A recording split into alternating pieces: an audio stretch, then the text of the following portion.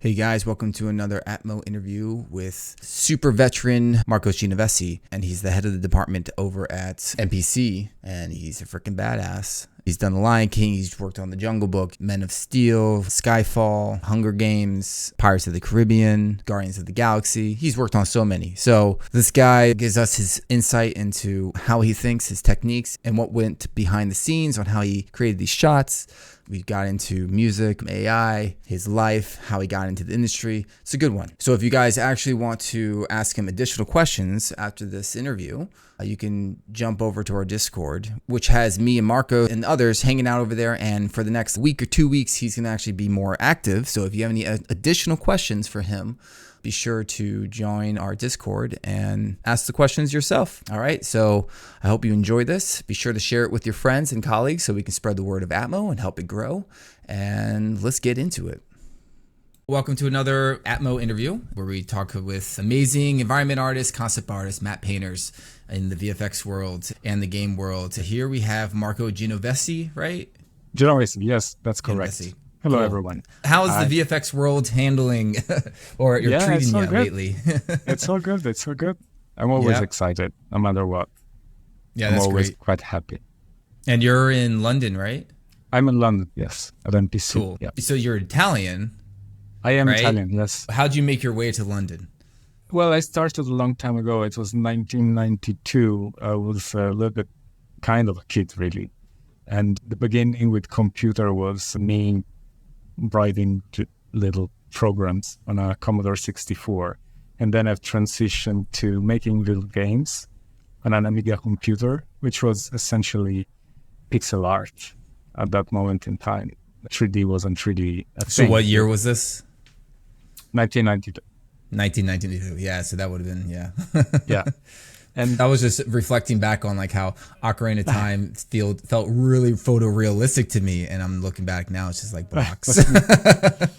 Yeah, no, exactly. A lot of things have changed. And so the Amiga computer died, and part of my heart died with it.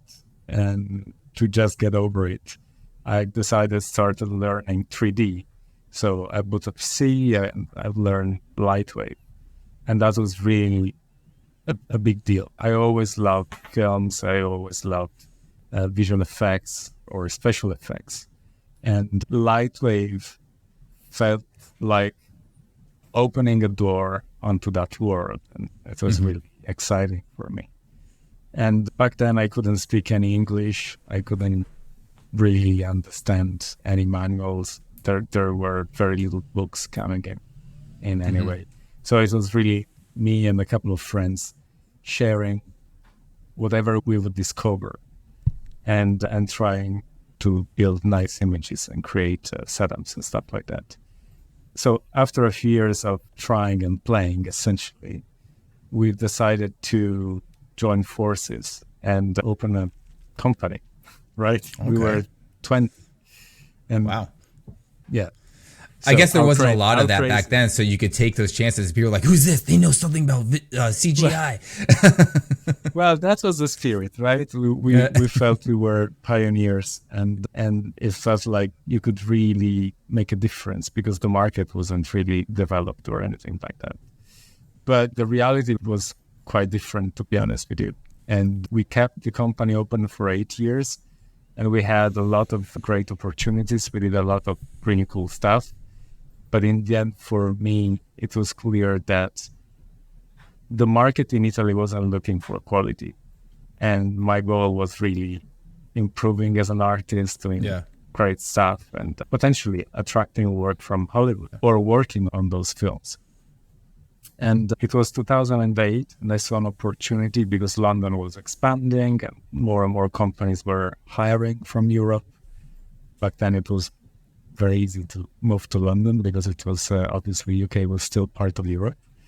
And essentially what I had to do, which was a little bit tough to be honest, I had to, with my business partner, and essentially we decided to close the company.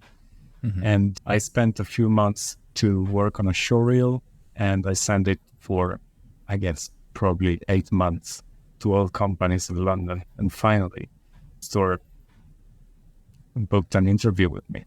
So I took a plane, I went there, I had the interview in person. It was very important for me to do it in person. Once again, my English was horrible, very, very limited. But I guess we connected and I showed some artwork I printed. It was like big prints. Yeah. And yes, they got me in. And I helped them out finishing a show that was called The Tale of Despero. And what position would this have been? As in, like, was it map? It was map painter back then, was it, or was it? Yeah. Oh, it was okay. Yeah. Essentially, I'm skipping a few steps, but once I've decided that I wanted to move to a more, I got in touch with a few people that were working already in either animation or visual effects, and they told me, well, you have to specialize. And to me, it was a little bit difficult to accept, to do just one thing, because I was used to do everything, right? Yeah. And amongst all the disciplines, matte painting felt the one opportunity where you could really work up the look, the image. You could do a bit of 3D, you could use Photoshop, you could do comp. It was really refreshing. It's a generalist profession. It's a generalist profession, yeah. Yeah. And to me, at that moment in time, it was really, really quite important. So that's why I spent a few months creating my portfolio, is because within the company, I didn't have so many opportunities to do matte painting. It wasn't as required, but I could do comp, I could do 3D. Yeah. I joined Framestore as a matte painter, and they were just finishing off Despero. It went really, really well.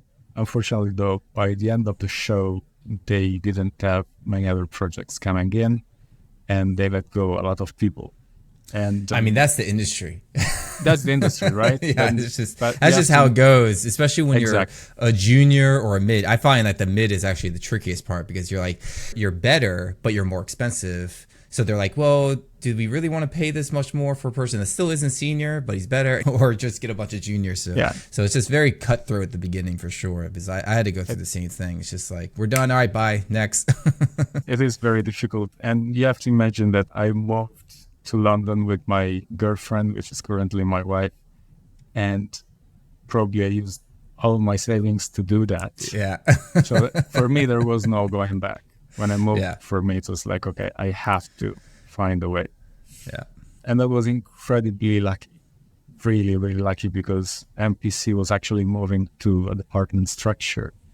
And the HOD, the environment department back then, decided to hire me. So I was hired as an environment TD rather than a DMP artist. Mm-hmm. And the duties of environment TDs back then was to support the DMP artists. So to generate renders and that reproject the DMPs and to produce the raw elements that then comp would produce. Yeah. And that where was did you... Sorry, you mentioned projections. I'm just curious real quick. Where did you learn how to do projections? Because that was one of those like secrets I felt that you had to figure out. But what was it, Framestore that showed you, or did you already know it before? No. I knew it. I knew it since before. I'm trying to remember. I think so. Back in the days when we had our company in Rome, we wanted to try to develop our own IP.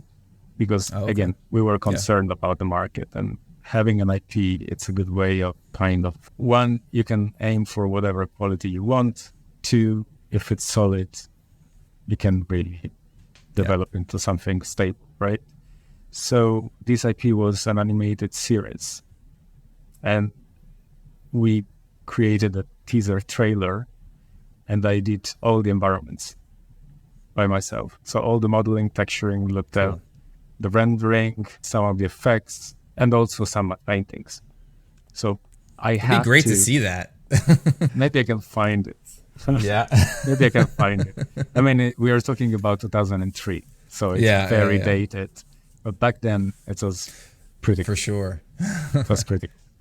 So essentially, I had to learn, and that was back when I was using Lightroom. Okay. So then I tried to learn Maya, at least a bit, because I knew Maya was a standard, but it wasn't really established in big companies. and I've learned how to make projections in Maya. The technique is super easy. It's just, you have to understand that you have a projector, and then whatever goes onto the projector distorts the image. Yeah. And then once you get used to the concept, it's super, super easy. Yeah. But now we have Nuke, so it's even now easier. we have Nuke. Yeah, exactly. Yeah. I think you can see it in real time. Yes, exactly. Oh, Lord. Yeah. It's a little bit more immediate. Yeah. Did you grow up drawing? Did you mention Yes. that? Like, Yeah, so yeah, you did. of So course. that's how, okay, cool. And, Of course. And you have a music background. So was that like... Yeah. So I would say about the drawing part, once again, super, super lucky because I grew up in Rome. And as you may know, yeah, that's there awesome. There are Must be inspiring. artworks. Yeah. Super, super inspiring. And the most inspiring thing of them all is that I grew up in a family where pretty much they're all artists. So my grandfather was an incredible painter, really one of the best painters I've seen. My mother would be an art teacher. My father has been working as an architect for his whole life, and he's really great at watercolors and drawing. So I've been looking at people creating artworks my whole life, and they would have, I don't know, 3,000 books about art, something like that. So for me, just being in my parents' flat would mean being inspired by the presence of all of those artists in those books and feeling like, okay, maybe I had to try my best, and with the hope to be, I don't know, obviously when you're young, you're thinking, I want to be as good as Michelangelo. I'm not thinking that anymore, but you know what I mean? You get a sort of hunger for trying and really breaking the mold and finding your way. And this finding your way, I think it's very important because although Italy is very rich in artwork, right now it doesn't feel like a very fertile ground where you can be a great artist. So, yeah, you have to face that, and you have to be quite courageous. Perhaps move away. So, yeah, that's one side of your question. The other side is music. I've always been very, very inspired by music. And my father has been telling me for my whole life that when I was a baby, he would use Beethoven and Pink Floyd to get me to sleep, right? And there must be some sort of damage is done. But here I am. So now I cannot really live without music. And me, it's a tool to find my own balance because it's far enough from my job. And it's a sort of alternative way of being creative and exploring ideas and also being challenged. One thing that I love is actually making soundtracks, creating soundtracks, and that's similar enough and different enough from my work for my job, because essentially you still have to confront the brief, you have to understand the needs of the film. At the same time, it's not visual. It's different software, and I don't have to worry about everything I'm worrying for during the day. Yeah. And I can just be a different place. Yeah, I find when I was in a band in high school, we would always construct, like we made like instrumental songs, and we would always be like, okay, this is the story, and then we're going to transition into this. So we like compose it to make it feel like that story, right? It wasn't really based off like lyrics so much. It was just like the story of the song. So it's like this nice, like transitioning into art is basically kind of the same thing, right? You're trying to figure out how can you make a piece of art related to the story. And it's just the same kind of mental thinking. 100%. 100%. And sometimes I'm using these ideas to guide myself and be creative. So the problem with creativity is that obviously the more you do it, the more you become comfortable and confident. But the trick is that if you're falling into usual path, then you're not innovating and you end up repeating yourself. Now, a little bit of repetition is fine because it's identity. You don't want to be completely different every single time. But at the same time, if you become too comfortable, you're stagnating as an artist and you become boring, right? And I think part of the reason why we're doing what we're doing is because we want to entertain ourselves and we want to surprise ourselves. So using different ways of approaching a problem really helps you to get to different paths and essentially different solutions and end up with different results. Yeah. So I don't know, when I'm writing lyrics, I'm always trying to shoot a film in my head and see the images and trace the story through images. And I'm writing down what I'm saying or what I'm hearing if there is a dialogue. And when I'm writing music, I'm trying to think about what colors would be in the scene if I don't have the scene in front of me, for instance. Or if there is, then I'm taking the images as a motivator for the choices. So what sounds represent a certain character? Yeah. Or what sounds represent a certain emotion? Yeah. I think you're doing the same when you're choosing your palette for an art piece. And then there are things that are very similar. For instance, if you're using haze or fog, what you're doing is you're making some details less visible, right? So you're making decisions of reducing the prevalence of a certain area. You're pushing away something. And you do that when you're mixing a track and you're using reverb or you're using volume. You're pushing away that source. Yeah. And I think it's really important to realize that your brain cannot process a million different things at the same time. Yeah. The maximum ability is to process 3 things, 3 points, 3 messages, 3 sources of sound. So 3 is a specific number? Well, it could vary, but I think it's an average. Okay. Some people may just want to focus on one thing. Other people may have a wider bandwidth. But if you're thinking about 3 as the perfect number, it helps. And so when I'm creating my paintings, I'm always trying to be very selective on where the focus is.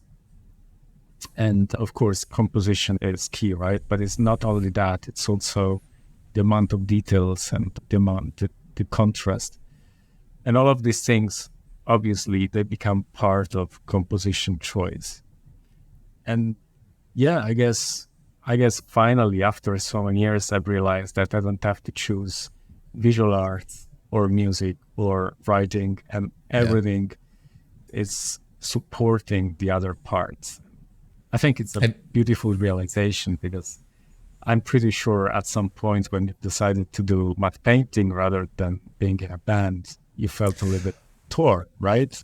My story's a bit all over the place. Tell us your story. No, I don't need a full interview about myself, but basically it was just like, all right, I grew up doing like mechanical engineering in a band and then teaching myself some CG and then deciding, no, we're not going to do something in the band and going to college. And I was doing tennis in college and I was deciding, well, maybe I'll go do some like ITF tour competitions for tennis and broke my back, decided, all right, can't do this. I'm going to Noman and then learned VFX and So a little bit more complicated. It's all over the place. But I will say that the art, I never grew up drawing. I started learning Rhino and Maya in high school. So I always had that in the back of my mind. It's like, I want to get into this, right? So I just always just gradually just was always teaching myself. And in college, it was just, I wouldn't have gotten a job out of college. I majored as a digital artist, right? But it wasn't good enough until I went to Noman and they actually taught me how to draw and everything else. And that's the track there. Have you ever tried making like a music video? I've done it. Now you have all these done it. skills. That's like, so like I've always wanted to try to bring everything together, right? Because I know how to make music. I haven't played in a long time, but I want to get back into it. And then I know the art. It's like, why aren't we? I feel like visual effects artists should be doing more, but I get it. But it is also exhausting as hell because you work all day and then you're like, I don't want to touch this anymore. It is a little bit exhausting. And also when you're doing visual effects with the usual pipeline, it takes a long time. It takes a bit of a render farm or large storage. I don't have all of these things. However, at the beginning of the year, I had an opportunity, which I'm very grateful for. I joined the Unreal Fellowship. So I was given 3 weeks to learn Unreal. And within those 3 weeks, we had to produce something. It could have been like a turntable or something. They didn't ask for a crazy product. However, they gave me a machine that I could virtual machine, and that was really an amazing opportunity. And I thought, okay, maybe I'll try to make the most out of it. I'll try to make a little something that is not just 3 shots one after the other. And I've been inspired by all the other people that knew Unreal since before, and they were amazing things, right? So, okay, I took a track that I've composed before and decided to create some images that would reflect those sounds and those atmospheres. And I ended up with a sort of music video, I guess. Yeah, it's cool. Because you shared it in our Discord, and people who don't know, we have a Discord. The link is in the description, so you can join, hang out with us. But the soundtrack was cool. I remember I was like, huh, and I saw music done by you. I was like, oh, okay, he knows how to do music. Well, I try. Honestly, I don't feel like I know anything. I try my best until it's decent, but I'm never completely happy with the result. I know, but that's right? the same thing with art, right? Yeah. Are you ever fully happy on your piece? Well, on a professional level, I've learned to abandon the pieces, and I have very clear in my mind the clock ticking, and I know exactly how much time I have. Yeah. So I'm very regimented in the way where I'm trying to attack the biggest problems first. And then I already have a schedule that tells me, okay, next I need to do this thing, and then this thing, and that thing. And by the end of it, I will adjust small details. So if you're pulling the plug at pretty much any moment after maybe the second day, you can understand where I'm going, and there is something that is presentable, at least for a conversation. Yeah. Then, of course, it's not going to be final. And the level of finessing could change according to the time frame I have. And that's okay. Yeah. But this is something that I've developed working many, many years. Especially when you work on an image and then you have to do new revisions because the director's like, well, we like this, we like this, we like this. And after like the 4th or 7th revision, they're like, well, we actually like the first one. Yeah. Like, all right. And that's okay. I think. Yeah, it's perfect. Like, you just have to you can't fall in love. That's what I mean. Like, you don't fall in love with your work, right? Absolutely. But also fairly harsh with myself. And sometimes they feel like something is off. They may not be able to tell you exactly what. Yeah. But their feeling may be absolutely justified and right. At least for myself, I take those things very, very seriously because it's my responsibility to understand exactly why they felt that way. Yeah. So is it something that is in my sphere of influence? Is it my work, or is it how the work relates with the other shots and the sequence as a whole? And that's still maybe on me to change it. But essentially, I don't think there is bad feedback. Even if the feedback is very, very negative, it's an opportunity for you to learn and understand the other person, because in the end, we are all trying to get the best possible result. Mm-hmm. It's a collective effort. Yep. So it may be painful, of course, and I think gets better the more you work in the industry. You feel more comfortable with your colleagues and you feel a bit more confident. But I don't think any bad feedback has ever been said for to hurt anyone. So yeah, it's an opportunity for us to get better, essentially. Yeah. Well, what kind of steps do you go through your mind if, let's say, you get feedback and saying this isn't really working and they're not telling you exactly what it is? What kind of, do you have like a thought process of figure it out on your own?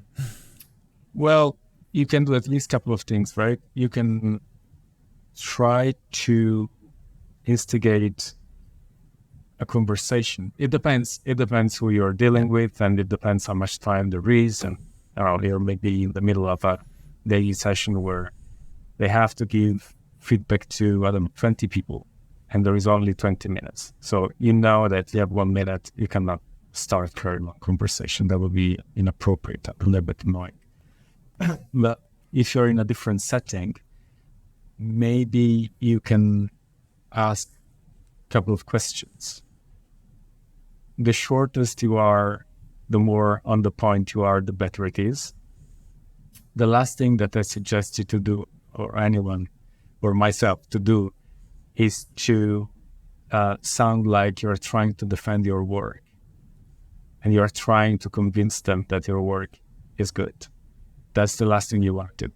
What you want to do is try to understand how they would feel if you were changing one aspect or another aspect, or why they're feeling a certain way. And if you're talking with a director, it's okay for them to be vague, but at least to give you a little bit of a direction would be helpful. If you are talking with a supervisor, I'm pretty sure they will be very specific, because that's pretty much their job, right? Yeah, so they will tell you, is this element here, or maybe the lack of details there, or maybe this or that. Now, supervisors are there because obviously they're very, very good. However, they're human beings. So sometimes they may be trying to help you, pointing out something that is not necessarily the reason for why the piece is not working. So I guess this is where experience really comes into play. I think I'm better, let's say. I'm better than I was, let's say, 10 years ago at interpreting why things may not be working. So it takes very little for me to see why something is not working. And I guess this is the difference between a senior and a mid. Yeah, for sure. Yeah, it's that. Sorry, I think one of the best things to keep you from doing overtime is definitely being able to decipher what your client wants, right away, right? Yeah. Instead of sending something that is just way off the mark. But even if you do, you adjust very quickly and you figure out what is it that he wants, right? Instead of just kind of just going on and on and on and on. Yes, that's definitely big. Absolutely. And sometimes you have to accept that it's a journey of discovery. So the director is creating the film and they are going through a journey. They may have to look at the film with fresh eyes. They may have to change direction. They may have to address feedback from the studios. Yeah. And especially if the film is a little bit on the creative side or experimental, you have to accept that they don't have all the answers. But by the end of the process, they will look at the things done at the beginning with completely different eyes, because they will have a better context and they will know what the film looks like. For me, it's incredibly exciting to go through that journey. And I've just done it for a Netflix film with a great film director, Johan Rendt. And it's been a process of discovery. And he's a great artist himself. And whenever we were interacting, I always felt like the feedback sometimes was about feelings and emotions and maybe a bit of color, maybe shapes, but there was his entire world was actually condensed in that feedback. And for me, it was incredibly rewarding to feel that, see that, and then translate it into the next iteration or a new piece or a new shot, whatever that was. So yeah, we are taught VFX is a very strict pipeline. You have modeling, texturing, looked at lighting, comp, etc. However, we have to remind ourselves that the only thing that really matters is the colored pixels that you have on screen. How we achieve those, it's not that important, and the process may not be as linear, especially for matte painting or concept art even more. It could be as convoluted as it's required to actually find the answer. Again, especially concept art. Matte painting, hopefully, it's usually a little bit more defined because it has to be done with a certain level of technical properness. But yeah. Well, speaking of doing all the different skill sets, how do you feel about the way the industry has transitioned? So now I feel back in the day it was definitely, I feel like more generalists. It was definitely more generalists. Like they were the heroes, like the generals, right? And now they want specific specialists, right? So you have the asset artists, you have the texture artists, you have the lighter and everything like that. So they're just kind of like at a big studio, more like a cog in a wheel kind of thing. Like you're doing that and that's it. You're not touching anything else. Versus like we're matte painters, we want to do a bunch of different things. Do you think the industry is turning away more and more from matte painters in general? And just because I understand that like as a, let's say a coordinator or a producer, and they're just like, they want to know exactly the schedule, right? They want to know how everything's going to get done. Is it going to be done at this time? This person's working on this. And then when they come to matte painters, like, whoa, they don't really know. One matte painter could be completely different from the other. And it's hard for them. Like, I understand, I have empathy for them, but that doesn't necessarily make you the best product at the fastest rate. Or so how do you think the transitioning of the industry is? So I think there are two questions. One is the fact that big companies, usually they go by department, by discipline, right? And I think this is the type of reality that I faced back in 2005 when I had an opportunity to talk with Guido Quaironi from Pixar. And Guido very kindly told me, well, if you want to work in Pixar, which was my dream job back then, you have to specialize on something. And I started thinking, well, maybe matte painting then. So I think this idea has been already there for a long, long time. And it's down to how technical and complex certain tools may be, at least back in the days. And now is still relevant, but perhaps more for a problem of scale.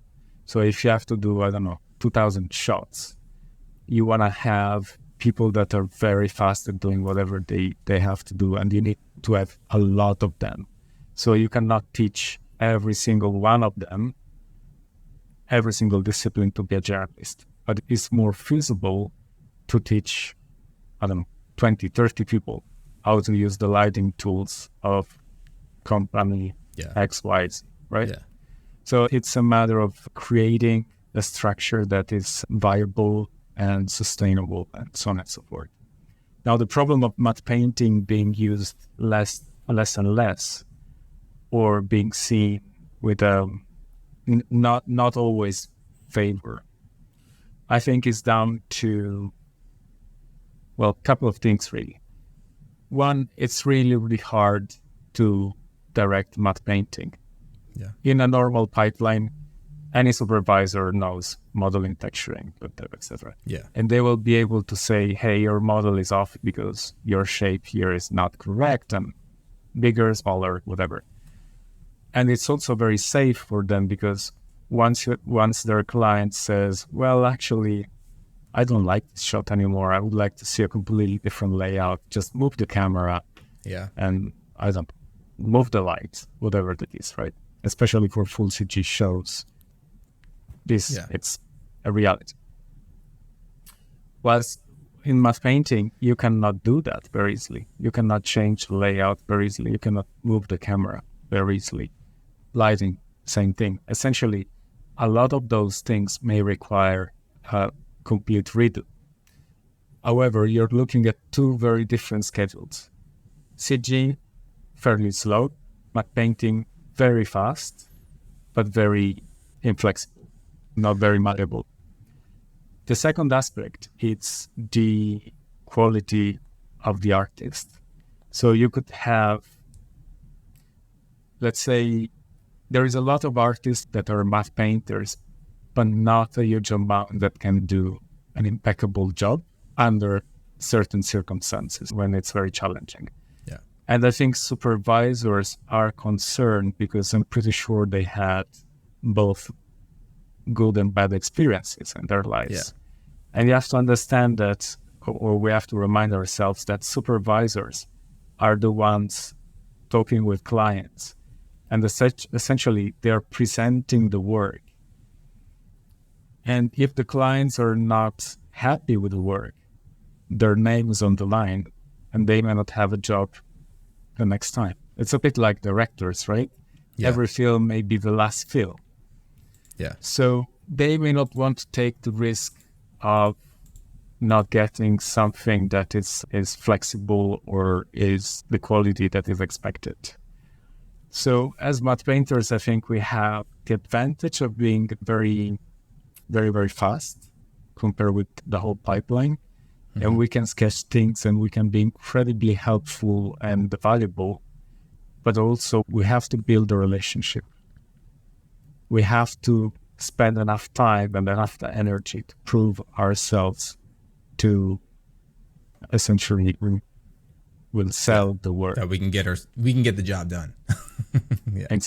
Exactly. This point of changing the light and everything, that's actually why. So I've actually left film and TV and went to games as a skybox artist, and I'm actually bringing the matte painting and techniques of film, TV into here. So, and I've moved into doing mostly 3D, and then just doing a paint over on top of it, just because like we have to do like new versions of it later down the road or something. So I'm like, well, if I had to go from a day to a night or sunset or a dip or literally like anywhere, like a storm, anything, like so you can just change that quickly in 3D, way faster. Yeah, I spent a few months building this whole full 360 thing, and then I have to do this revision. I can just do that within like a month or something. That's just quick, jink, done. All right, next. So it saves you a lot of time. There's a lot of work in the upfront, building all the assets and everything,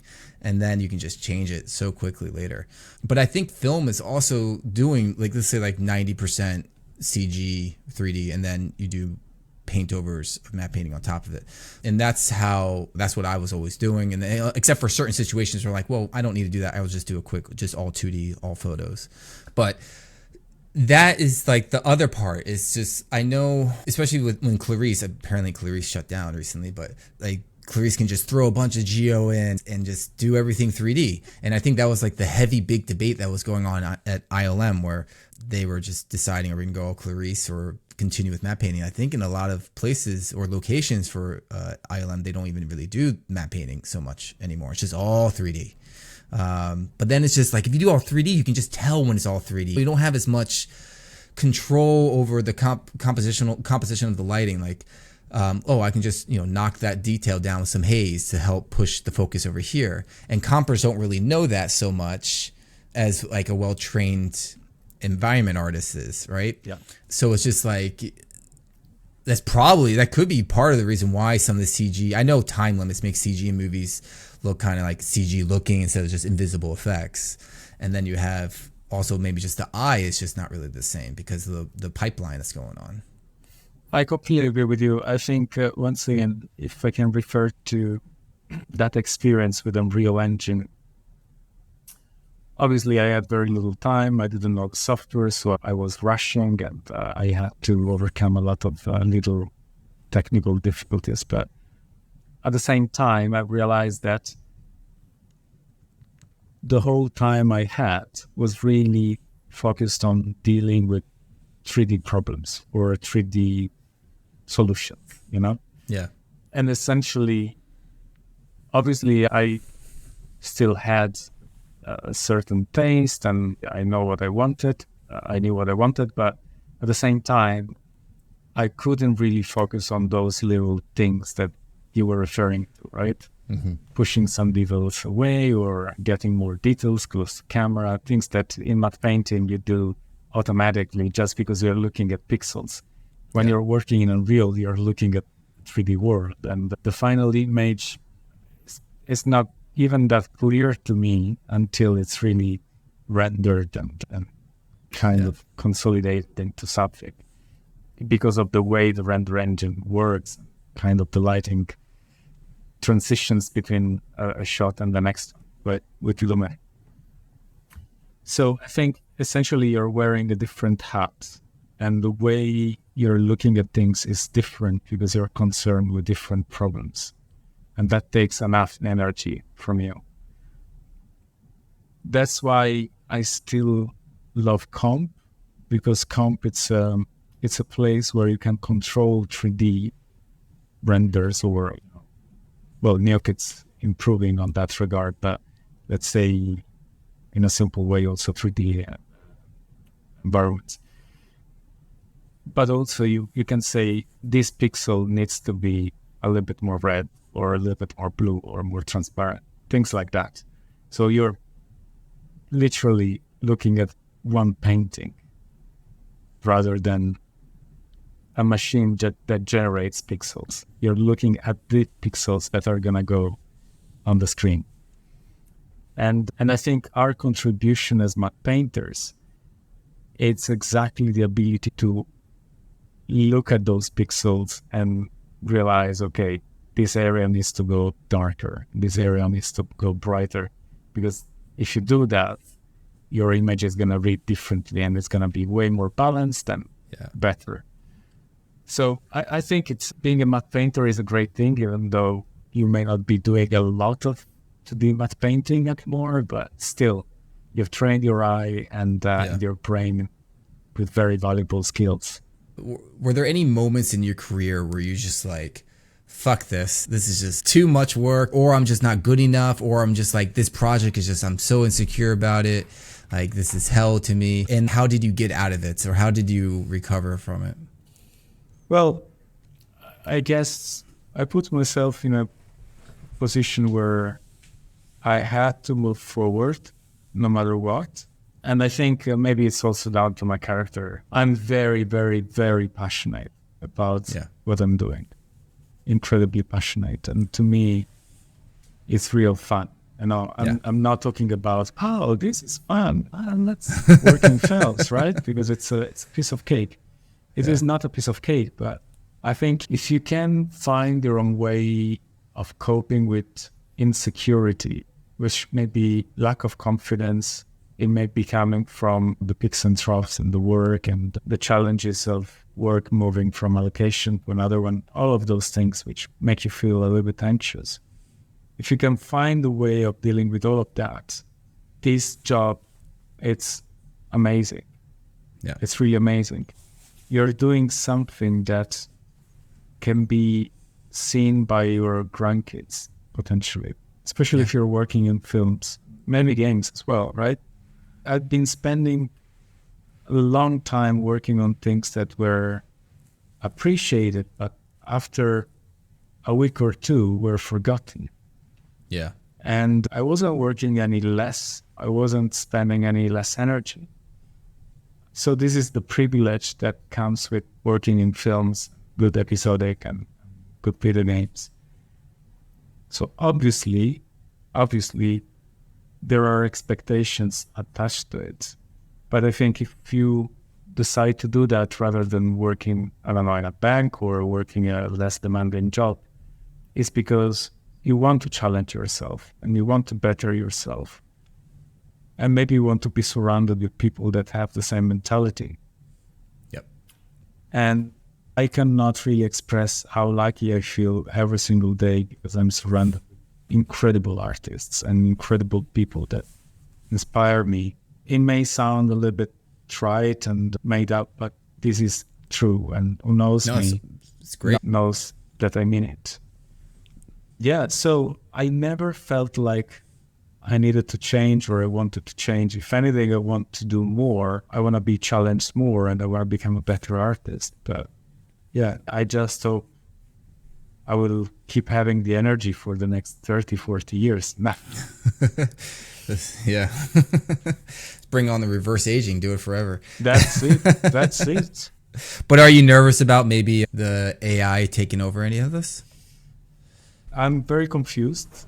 I'm very, very confused because if you were asking me about AI, I don't know, a year ago or 2 years ago, I would have said, yeah, AI was that thing, you know? Yeah. They've been trying for ages. And what I've seen every single time a new paper comes out, I'm shocked. Yeah, You know, it's I'm happening really surprised. fast. That's the thing, right? It is very fast and it is incredible.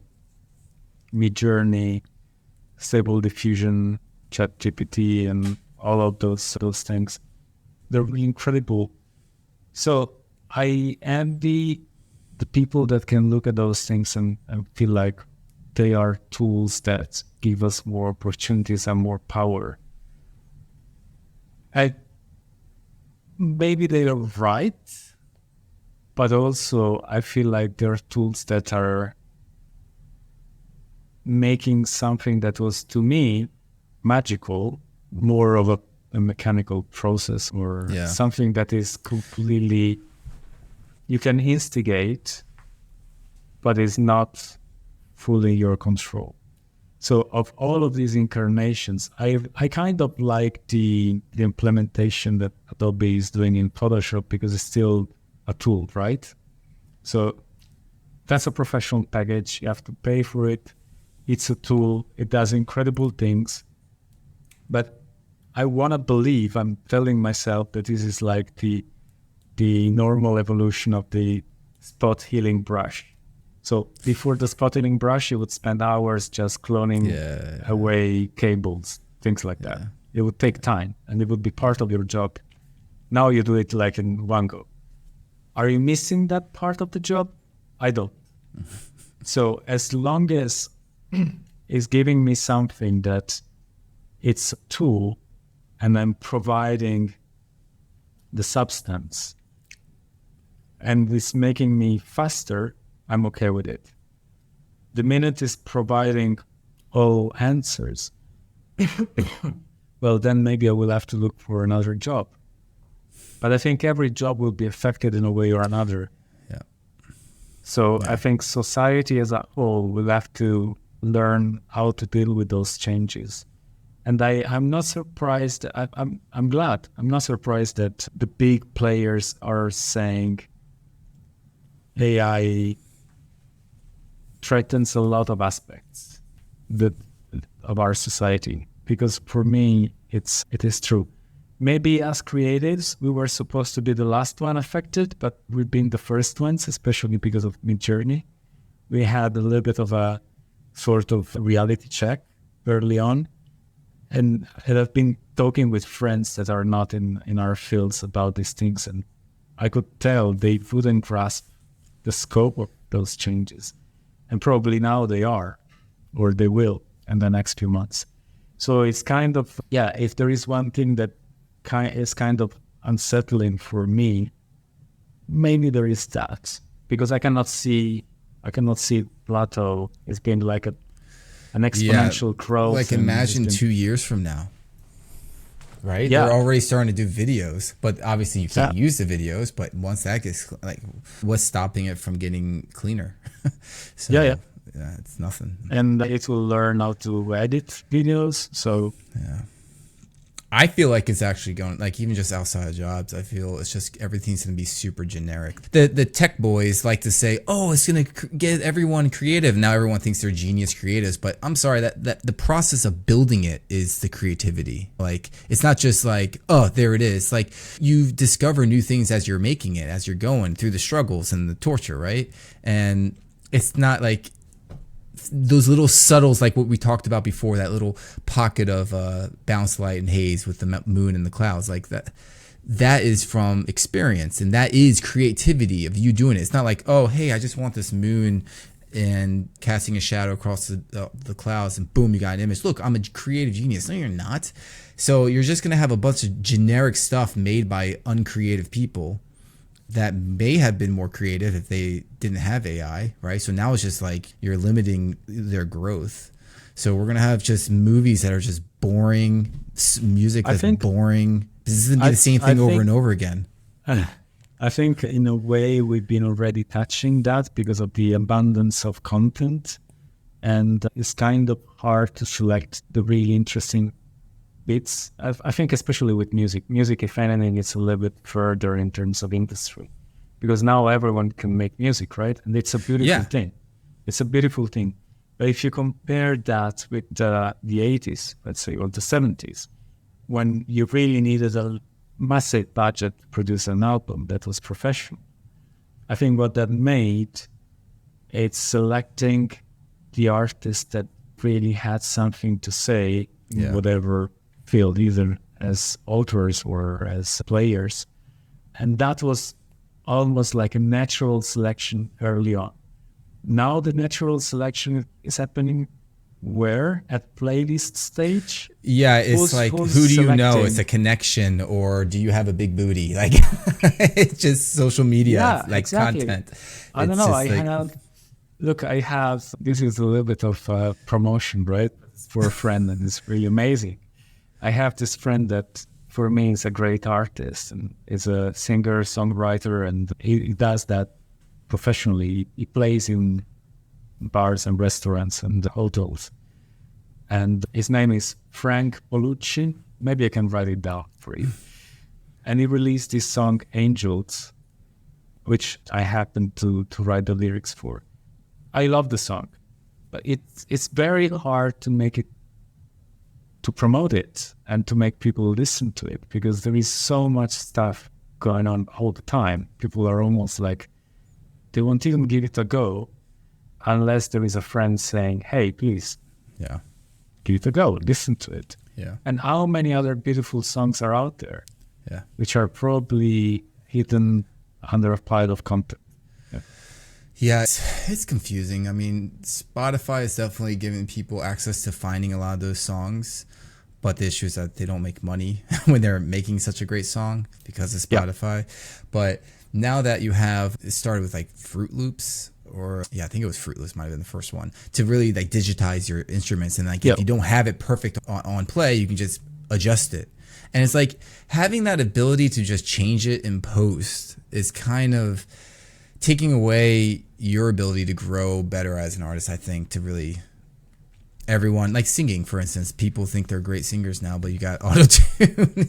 It's like, where's the creativity? Where's the beauty coming from? Or just creativity in general? Where is the challenge, right? Yeah. And I guess the point I was trying to make with the parallel of music is that if at some point you have Midjourney creating 1 billion images a day, then what is worth looking at? Yeah. Why it becomes generic? It becomes nothing, oversaturated. But also, who shall I admire? You know, someone was mentioning Yannick Tussaud, which to me is a great artist, and he really, I hope he's gonna watch this because he really, I need to get his contact so I can interview him. He inspired me to become a matte painter, right? And to me, it was amazing to look at work of people like himself. It was really like I felt like an emotional connection. It was a thing that changed my life in a way. If I'm looking at, I imagine myself being, I don't know, 16 years old and looking at a bunch of Midjourney images, as wonderful as they may be, and they really are. What that tells me that I need to learn how to Download an app. prompt. Yeah, download an app and does it for you. Exactly. Yeah. So is No, it going to change my life? I don't know. Yeah, no, exactly. It's like, it's almost like when you're seeing, I actually had this feeling when AI started pumping out, and I'm seeing all these, like, I'm always looking at concepts or images, CG stuff in general, right? And then all of a sudden I'm seeing all these amazing images, and I'm just thinking, wait, is this an artist that did it? So then it makes you second guess if an artist actually did it. So then that artist is not going to be as looked at. You're just gonna be like, oh, it's just AI, whatever. And that just means you're throwing away art. Like, it's really going to shake things up. It's messing things up mentally and emotionally in art in general. Like, the big question is, like, is art even going to be a term anymore in the future? Right? Like, it's just going to be like, back in the day, you'd be like, oh, look at this badass CG element, even though it wasn't like perfectly photoreal, but you know that a lot of work put into it. Now you're just like, oh, anyone, a 10-year-old can do it with some like app thing. Oh, the CG, ooh, it's crazy, it's so good. It's like, what? Yeah. It changes the parameters and the way you're going to judge things, for sure. And I think as a culture or society, we need art. And this is something that's kind of... Maybe it's going to become like a personal thing that you do to feel good with yourself. But then the problem is, if you cannot make money out of it, then the time that you have available to do art is going to reduce, right? It's not going to be your full work day, but it's going to be maybe a tiny bit during the weekends. I don't know. It's very different from the life I wanted for myself. And maybe my son will want one day, right? And maybe there is going to be also a movement where things will be certified, made by humans. Yeah, maybe we go back to classical, because the underground, art will become the underground instead of AI. So maybe it'll be a big movement to come back. I think even in the music that might be happening too. People just learning old instruments again. Yeah, we'll see, man. We will see. We'll see. We'll see what happens. Hopefully, maybe the trained artists will take advantage of it to make art even better. That's the positive hope. Maybe. And it's also fair to say that we don't want to watch every single film that comes out. We want to watch the films that connect with us and gives us emotions. So maybe this is going to be where the playfield will go. Does this thing give me emotion? But then again, the filter is who's telling me what to choose amongst those 5,000 things, music, images, or films, or whatever, games. So the curators will become more and more important, I guess. Yeah. Before we go on and check your work, I want to ask, because you're a supervisor, or are you HOD? I've been HOD for 12 years, something like that. So HOD stands for head of the department, people. Yes. At MPC, right? Yes, correct. For how long? 12 years. I've been in the company since 2008. Okay, cool. Yeah, I should have asked this at the beginning. I don't know how I missed it. But. It's okay. And so since you've been working with a lot of the juniors and everything, I was just wondering, like, what do you see the most common issue when people are coming into their careers, just starting out, that they could learn and think about to improve on? Perspective. Usually it's tricky. Well, that's where 3D helps. That's the problem. That's the problem. It is the way they're treating the problem, but the problem is still there. But also, obviously, I guess, grading and composition, all of those things that have been mentioned before.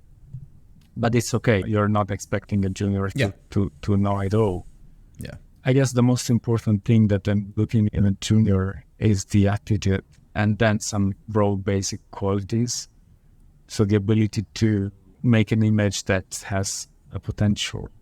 And it doesn't matter if it's not completely perfect or not completely polished, but I guess the ability to recognize that an image looks like an illustration rather than something photoreal, and say, how do I make it more photoreal? That's already a good starting point, because I guess that the worst that can happen is when there is a problem and you have no idea that it's there, and you're not gonna be willing to work towards improving and get over it, right? All right, so let's check out your work. This is your profile in ATMO. For people that don't know about ATMO VFX, we have a whole website dedicated to environment art. I'm actually going to add a lighters section on the on this page, because I feel like lighting is just so paramount to making a good environment, or just understand, just to be a better artist in general. But this is the page. So the home page is just all senior work, and then the community page is the non-senior work. And so let's check out your profile that you have here, and it's awesome stuff. Oh, thank you. Very kind. Yeah, this is really cool. So where do we start? Which one should we do? Let's see. This is actually really cool. Is there a difference between this one and that one? Yeah, one is the raw DMP, the other one is the conversion. So that's a cool. So I actually want to add a feature where we can maybe swipe between different versions or something like that. Work in progress on the site. So let's check out the raw one. So this is the raw one, or let's see, maybe the other one. I guess the one that has more contrast. Okay, so let's check. And one thing I'm always doing, I'm always pre-comping the matte paintings. They're never delivered just as images. They're always presented in context as shots. Yeah, you got the slap comp is so important, because the compers will just they don't even know what layers go on top of what, and they'll just make it look crazy. It's like you want to get it to look like the original matte painting, so they know. 100%. And once again, I feel like it's my responsibility to make sure that happens. So even where you have the mouse, there is a little waterfall there, things like that, smoke or dust flowing. These are all things that I spend time introducing myself into the painting, because it's an integral part to what I had in mind, to the world I'm trying to depict.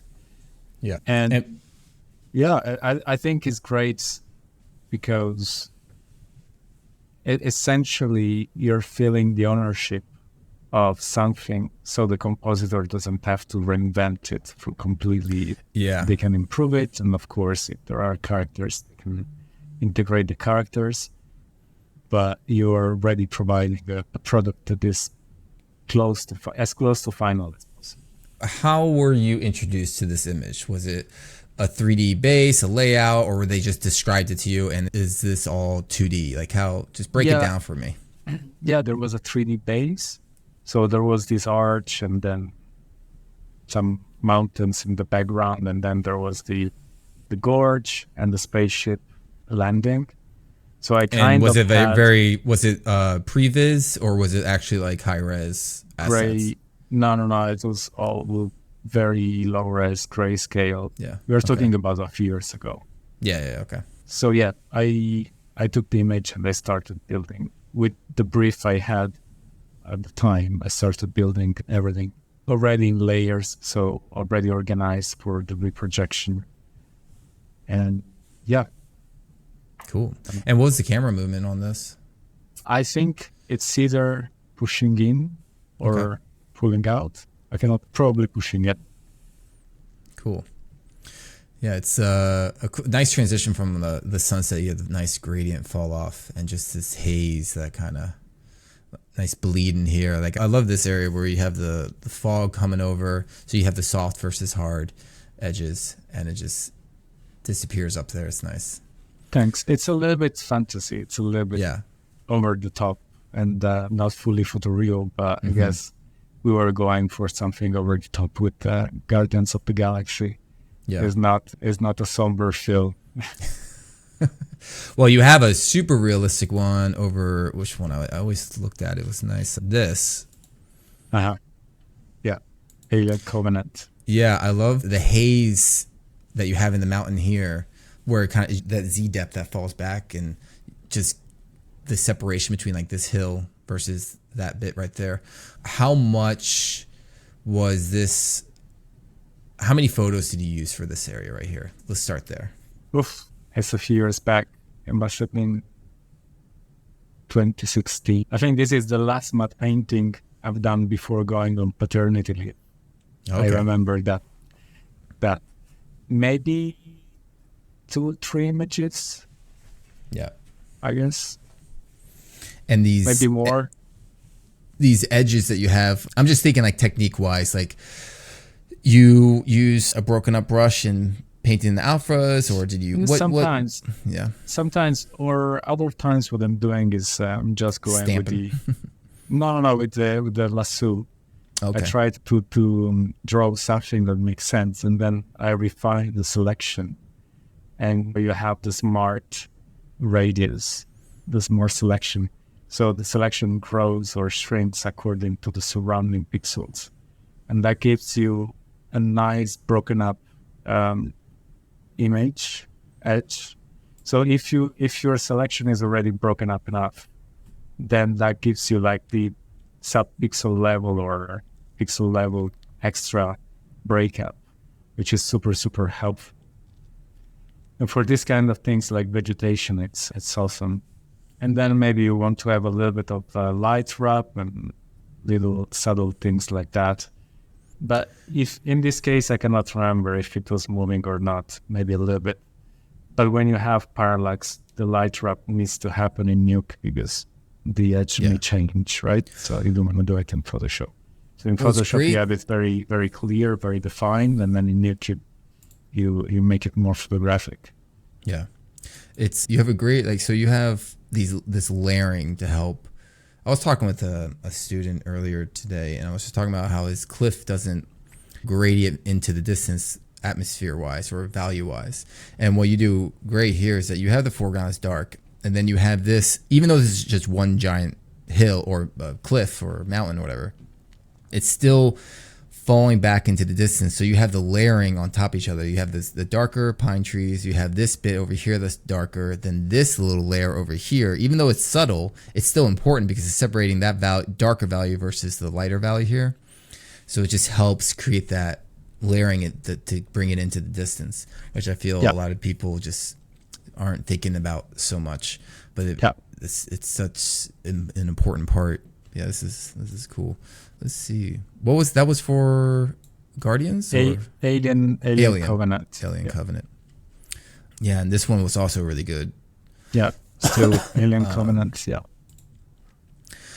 So I guess I could bring into Photoshop. You have this consistency in the blacks and the brights. Are you using the levels trick to like crunch it down, and lift it up to make sure all the blacks are the same and the brights are the same? Is that what you're doing? Yeah. Yeah. Yes, absolutely. I don't use levels. I use curves just because they give me more. Mm-hmm. But yes, you do that not just for the blacks and the whites.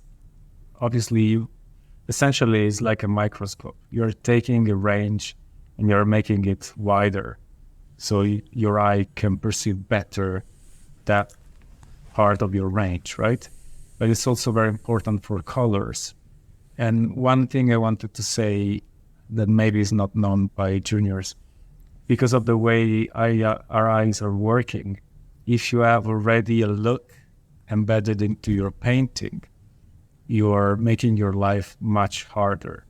So if you want to do something that is very dark or very blue, because it's cool, and you're working with that look in mind, your eye will not be able to see all the nuances, because everything blue means that you're not seeing when it's a little bit less blue, more on the green side, more on the red side.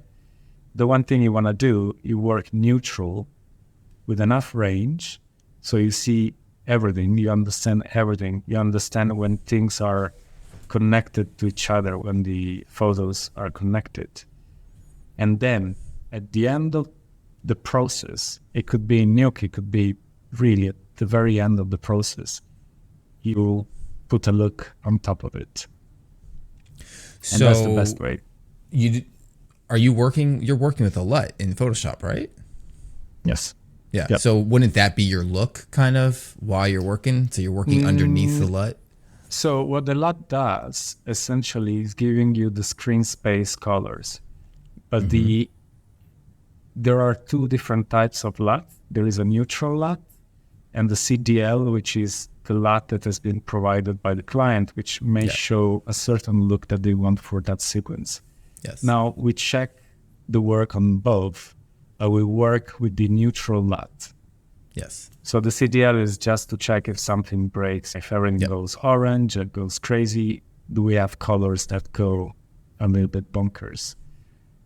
But you never want to work all orange, because if tomorrow the client says, well, you know what, we've done a screening and now that sequence has to be all, I don't know, green.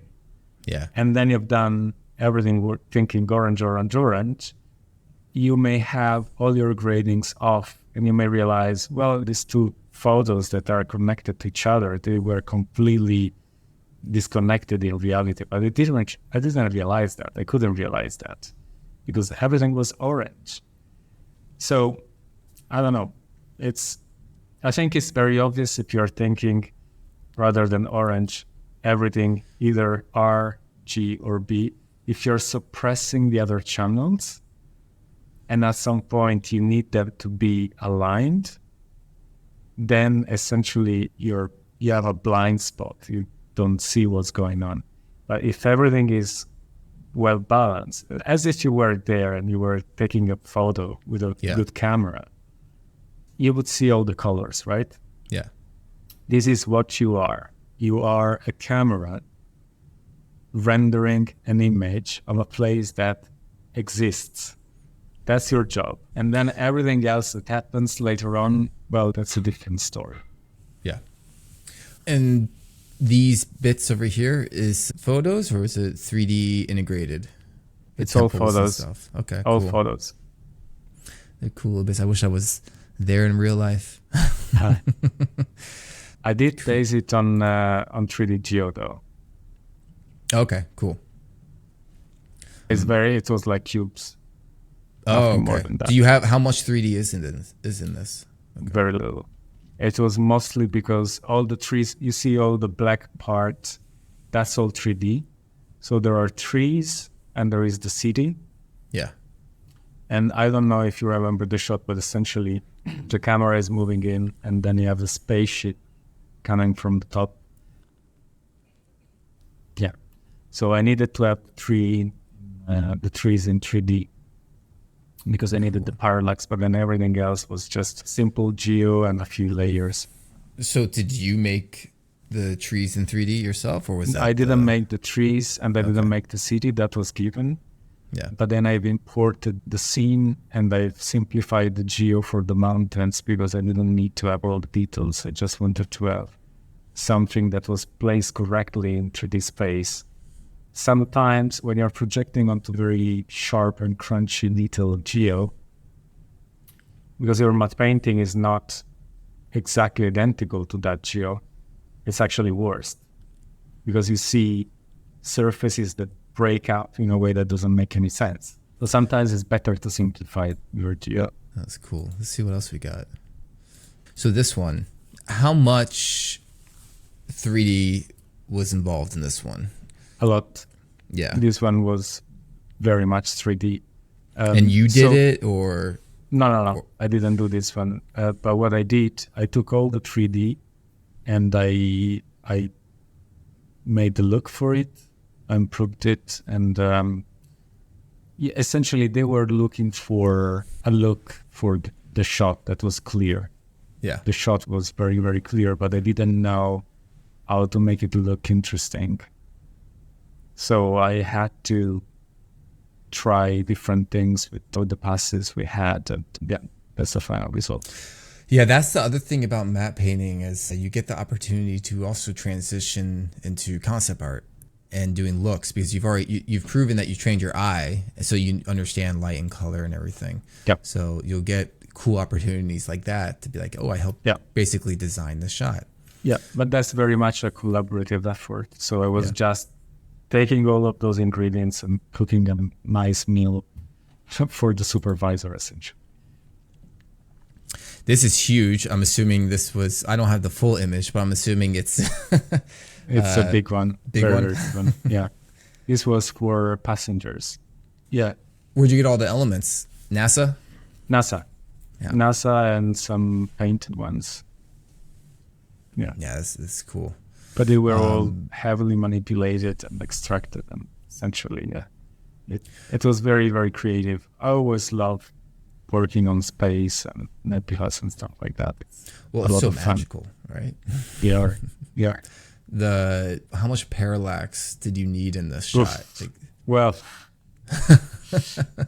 okay, so for passengers, we've created the most complex script I've ever seen in Nuke, and I can tell you, I get very, very complicated with my scripts. Yeah, that was the biggest ever, and essentially, I had a very good friend of mine was taking care of just launching the renders, because you had to do that in steps. Nuke couldn't take it in one go. And the reason for it is that we had hundreds of layers of stars full of parallax and all of those black dust clouds. They were all separate, so you would have them parallaxing over. In the end, I don't know if that's visible in the film. I don't think it is, or maybe just in a few shots. But the level of complexity that we reached for that one was insanity. So you're saying it doesn't work for the film. Then what did we use it for? No. Maybe that level of parallax wasn't really... Oh, feasible. Like you don't really see it. It's not noticeable. You don't see it. Okay. Yeah. Maybe in a few shots, but certainly it wasn't. Yeah. Wasn't always necessary. So to get all these soft elements and bits like that, were you merging them in Nuke as actual just A over B, or were you using lighten modes in Nuke, or was there any kind of hackery, or was it just straightforward, this is my element? You can do, well, usually in matte painting, you use just A over B. Yeah. But obviously there are instances where you want to do way more than that. You want to use multiply, you want to use screen or plus.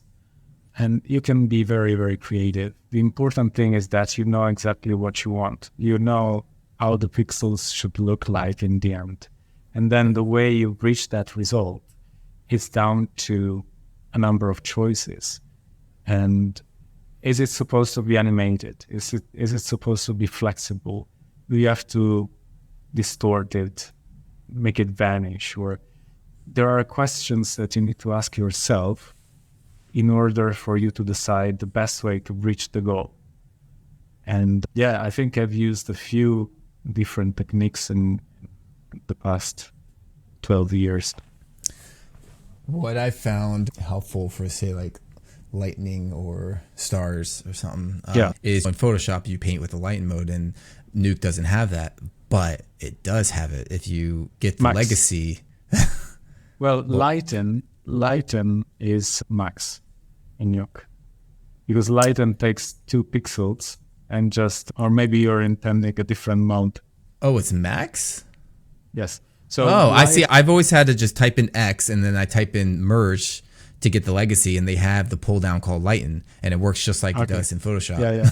Yeah, lighten does just a comparison between 2 pixels and decides which pixels is the brightest. Yeah. And that wins. And Oh, I didn't know it was max. I thought it was like a little trick I found. I guess not. Oh, maybe there is. Cool. So let's see. What else? You actually just recently posted this on here. So that's really Ad Astra. I love that show. Yeah, it's really nice. So it's a good film. Do you ever, I'm assuming they sent you the 3D elements? So that was a tricky one, because they did a very rough 3D and they thought, okay, we're gonna matte paint over it. So it was very simple, very, very simple. I would say boxes, essentially. Oh, really? So where'd you get all the more details? Machinery, NASA photos, our photos. It was, so my number one suggestion for any junior matte painter is to use as little photos as possible. So if you can, the goal is delivering a job effectively is not to show off, right? So if you can pull it off with 3 photos, just do it, as long as it's good, right? And as long as you have the rights, of course, to do so. On this one, I think I've probably used 500 photos because it's all the little pieces, all the little details, and it was supposed to be like a quick job because for some reason the client wasn't happy with the previous version. So the supervisor called and said, "Hey, I really need help." And I said, "Okay, well, show me what you have and tell me what you need." And they were a little bit concerned, and sometimes it happens. There are shots that are a little bit challenging.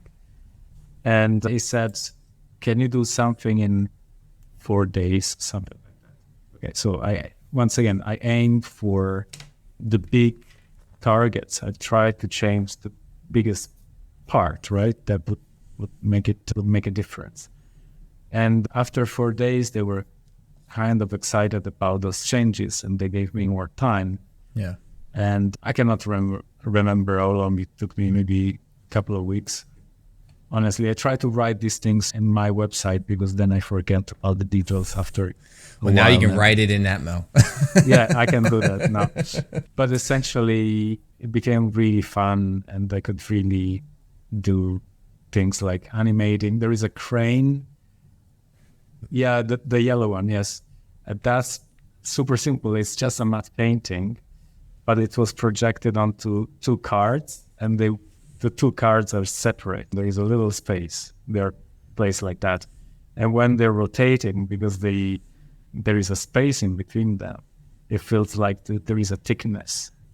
Little things like that, little animations. And I love doing these things. I feel like I'm a kid once again. You're doing magic.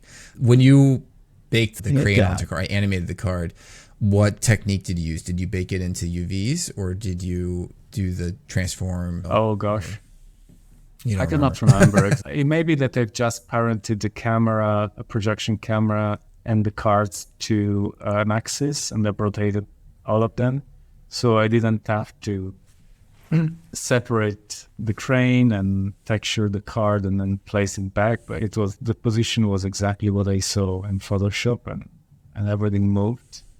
I guess probably that was the way I prefer it. Like that. It makes more sense to me. I feel like whenever I go over like old stuff I've done, like, man, how did I do that again? It's kind of hard to remember those because it's details. different all the time, right? Sure. Sometimes like, oh yeah, I found that technique somewhere on YouTube related to FX and Houdini. I was like, I don't remember how to do it. I just knew it at the time. Yeah. So man, you did. So this is all basically just photos, right? So let's say this element right in here, that I'm guessing this part was 3D, that part 3D, but then these details. No, it's all photos. All photos. The whole thing is photos. I'm figuring these details are photos in here, but. Yeah, I have to go with my memory, but maybe I can open it on a bigger screen. But yeah. You can share your screen if you have it.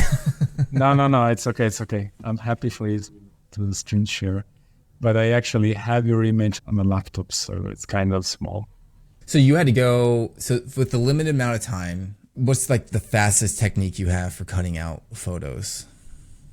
Because you had to do a lot. You said 500 photos, so you don't have that much time to do all this stuff. And it seems like all these cranes and everything. Well, but the thing is, with these kind of surfaces, they are most of them, they're rectangular, right? Yeah. The problem is they're in perspective. And one thing I'm always doing is there is this perspective tool, the crop tool. It was part of the crop tool in Photoshop, and then they made it like a separate tool, but it's still within the same menu. Yeah. And what's really great about it is that essentially you can place your corners, and then you validate it, and it gives you a flat image. It removes perspective on that one surface. And I know there is vanishing points, other techniques to do that. But what I like about it is that once you have a flat image, one, you can save it on your hard drive and have it for the next matte painting. Yeah. Two, you have it as a canvas that you can paint over. So if there are things that are, I don't know, they're sticking out, for instance, and they're not working perfectly for when you put it back into perspective, you can remove them, and it's super simple, but you can also alter things that, I don't know, graffiti or something, or a label. And this is very convenient because it's just one flat canvas. Yeah. Once it's saved, you can load it into your matte painting as a smart object. And then you can change it a million times and it never changes. It never loses the sharpness, the details. So if you do these two passages, you're making your life so much easier, and you can texture a lot of stuff that, or you can matte paint a lot of stuff that is in perspective. And that's why I think it's kind of important to understand how perspective works, because realizing where your horizon is, the vanishing points, you don't have to be a master, but at least helping yourself tracing a couple of lines is really helpful, especially when you're doing architecture and stuff like that. There's actually a really cool Photoshop tool for this. What was it called? I used to use it back in the day.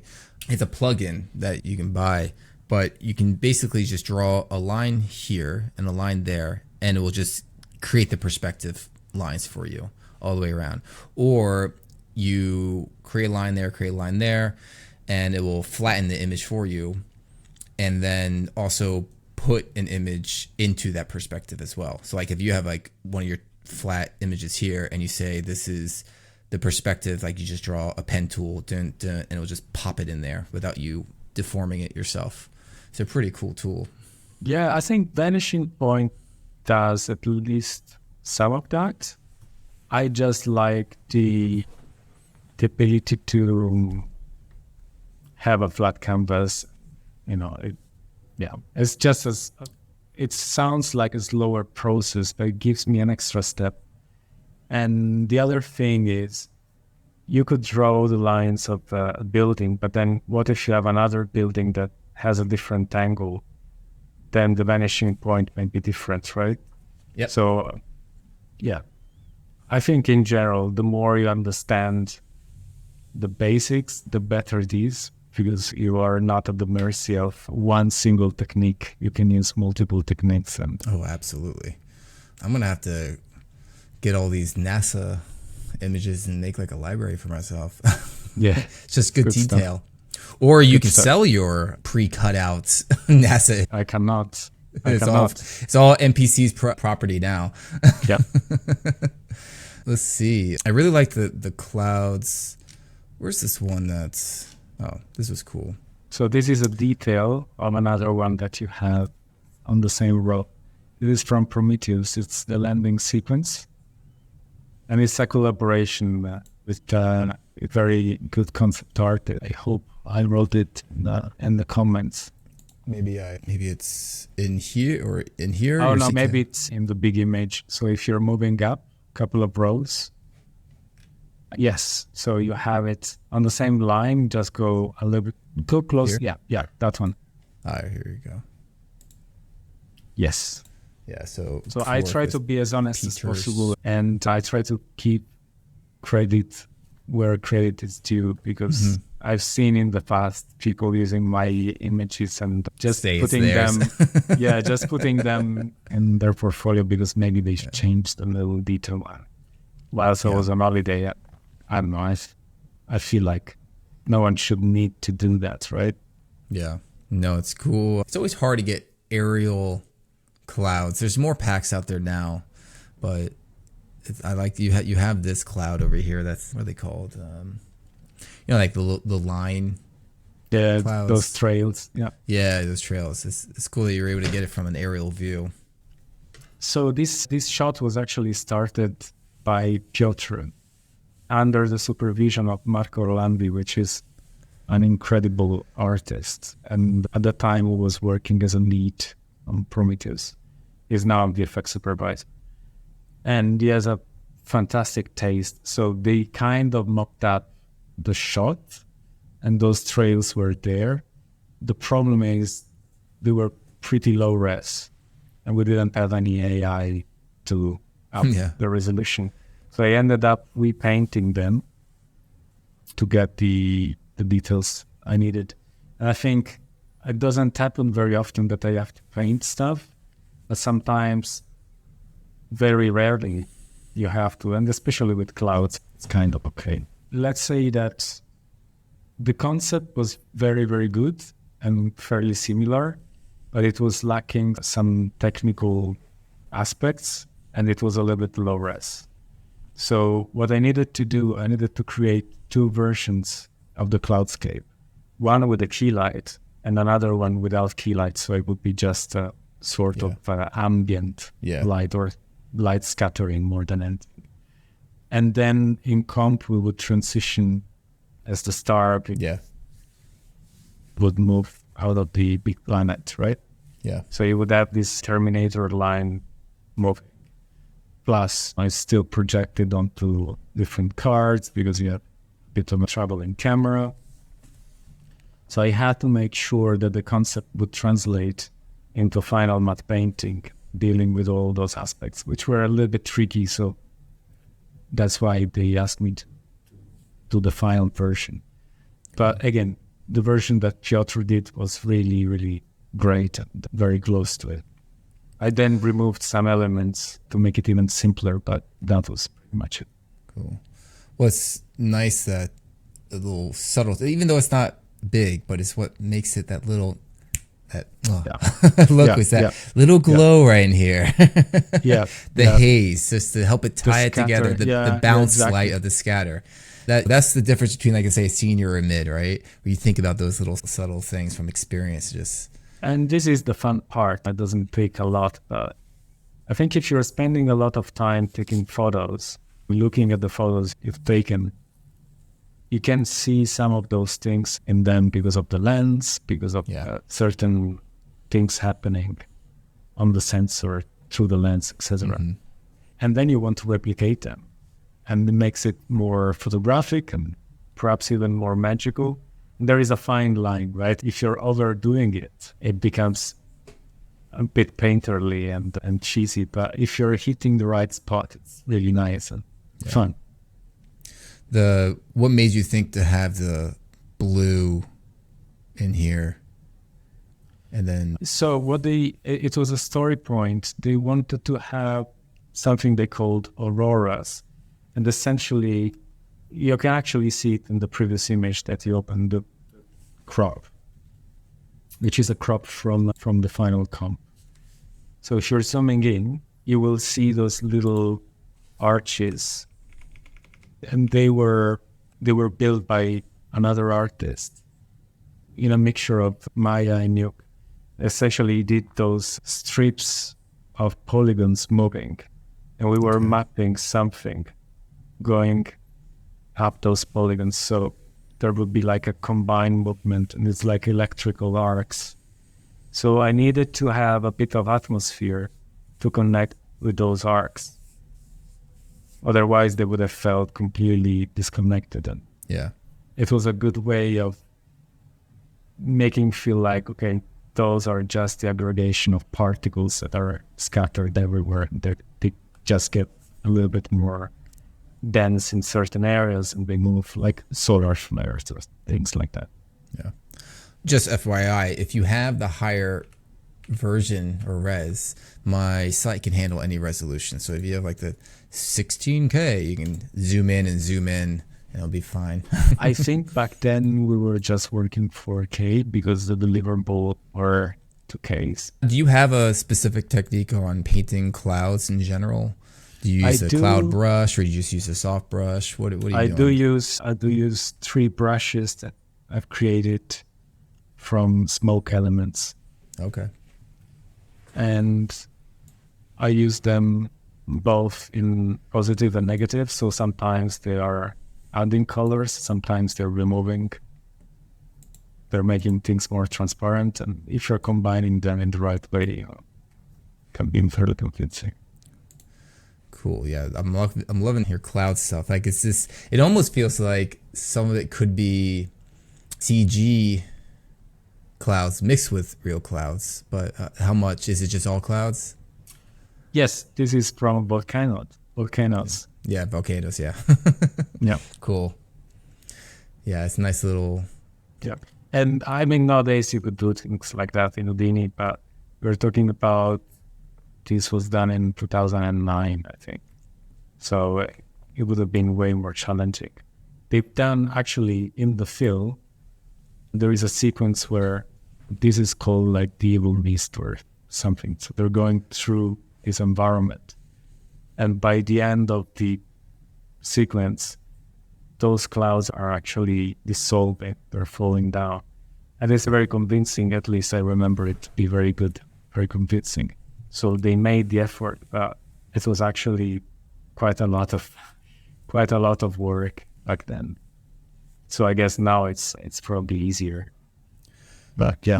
How do they make this fall? Like, are you saying there's just like little bits falling down, or? No, this is just a concept. This is just a concept, but they built something similar in 3D, and they actually make the particles fall and they render as volumes. But I think it was just a few shots. It was a fluid simulation. Oh, okay, cool. For that part. But actually, yes, sense, you're clicking the green part, yes.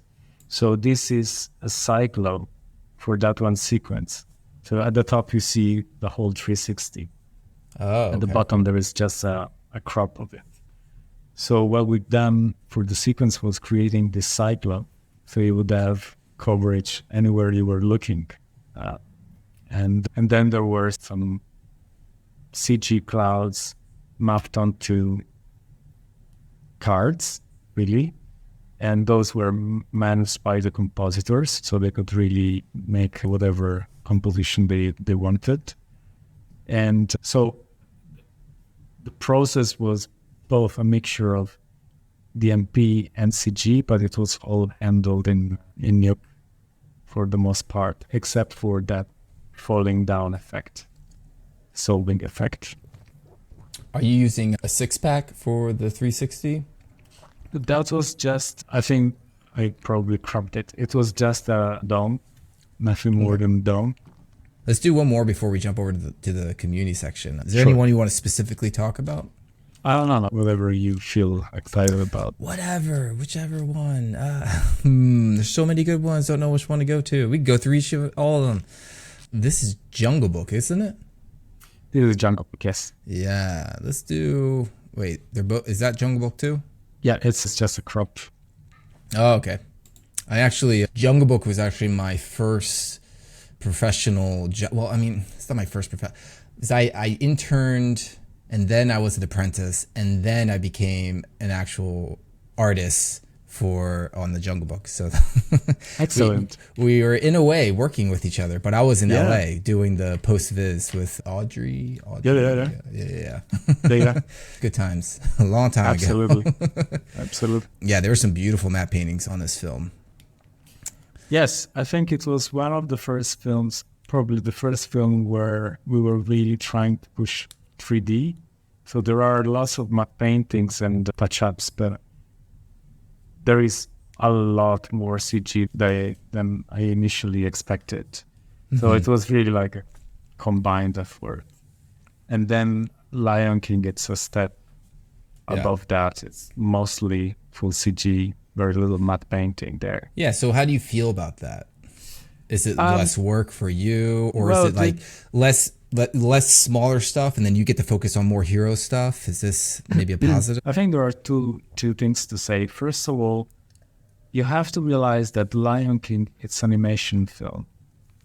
And in animation, you see fairly little matte painting. Sometimes you have skies, but generally speaking, they build assets and they manage CG sets, right?